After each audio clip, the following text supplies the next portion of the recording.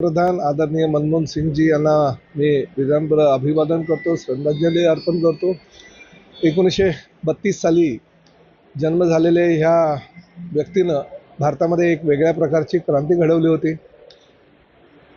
अतिशय उच्च शिक्षण घेतल्यानंतर त्यांनी एक अर्थतज्ञ म्हणून खूप मोठ्या प्रमाणात नाव कमावलं। रिझर्व्ह बँकेमध्ये गव्हर्नर म्हणून त्यांनी काम केलं, आपली छाप पाडली आणि त्याची दखल तत्कालीन काँग्रेस सरकारनं घेऊन त्यांना मंत्री बनवलं। त्यानंतर ते भारताचे पंतप्रधान झाले आणि प्रामुख्याने त्यांच्याच कार्यकाळामध्ये आधार जे आपल्याला कार्ड प्रत्येक भारतीयांना दिलेलं आहे ते त्यांच्याच कार्यकाळामध्ये मिळालेलं आहे आणि त्यांच्याच डोक्यातील ती कल्पना होती ती प्रत्यक्षात त्यांनी त्यावेळेस उतरवली। प्रामुख्यानं ह्या देशामध्ये विविध प्रकारचे आंदोलनं होत असताना माहितीचा अधिकार हा मिळावा यासाठी बरेच RTIचे समाजसेवी कार्यकर्ते प्रयत्न करत होते आणि त्यामुळे माहितीचा अधिकाराचं जे काही शस्त्र सर्वसामान्य जनतेला मिळालं ते मनमोहन सिंग यांच्याच कार्यकाळात मिळालं। अतिशय मनमिळावू, कमी बोलणारा परंतु योग्य बोलणारा आणि अर्थशास्त्रामध्ये अतिशय पारंगत असणारा एक पंतप्रधान ह्या देशाला तब्बल 10 वर्ष लाभलेला होता आणि त्यांच्या काळामध्ये भारताची प्रगती अतिशय मोठ्या प्रमाणात होत होती। आज त्यांचं 92व्या वर्षी निधन झालं। मी राज्य शासनाच्या वतीनं आणि माझ्या कुटुंबियांच्या वतीनं त्यांना मनपूर्वक श्रद्धांजली अर्पण करतो। आज महाअधिवेशनाचा एक कार्यक्रम ठेवण्यात आला ठाण्यामध्ये, असं बघतात एक मंत्री म्हणून या ठिकाणी आमचे सहकारी आणि खूप ह्या सोसायटीमध्ये लोकप्रिय असलेले आणि ह्या चळवळीशी अतिशय जवळचं नातं असलेले श्री सीतारामजी राणे यांच्या माध्यमातून हा एवढा मोठा उपक्रम ठाण्यामध्ये ह्या आमच्या उपवनच्या मैदानावर आयोजित करण्यात आलेला आहे।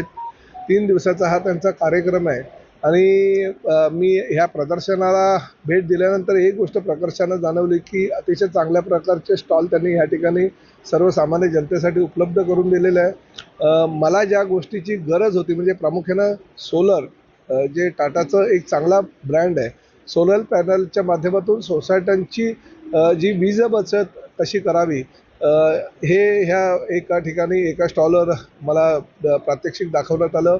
दुसरं महत्त्वाचं म्हणजे भविष्याचा वेध घेऊन ह्या देशामध्ये क्रांती घडणाऱ्या आणि पंतप्रधान आदरणीय नरेंद्रजी मोदी यांच्या मनातला जो भारत आहे आणि पर्यावरणपूरक भारत कसा असावा हे वाहनांपासून आपण सुरुवात करावी असं त्यांचं एक स्वप्न आहे आणि त्या माध्यमातून electric bus, electric car, electric व्हेकलची संकल्पना त्यांनी प्रत्यक्षात आणायला सुरुवात केलेली आहे आणि भविष्यही इलेक्ट्रिक कारचंच आहे।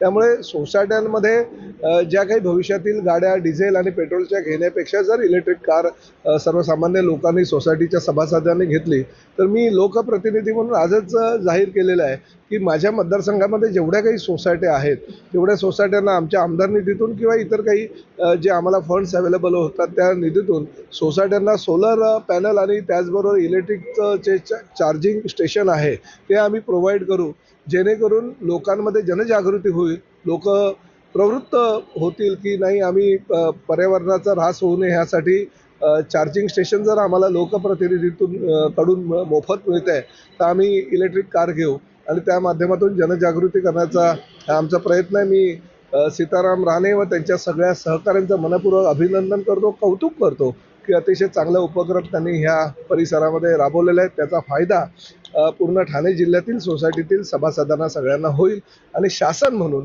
किंवा एक परिवहन मंत्री म्हणून ज्या वेळेस ह्या संघटनेला माझी गरज असेल त्यावेळेस मी निश्चितपणे त्यांच्याबरोबर ठामपणे उभा राहील।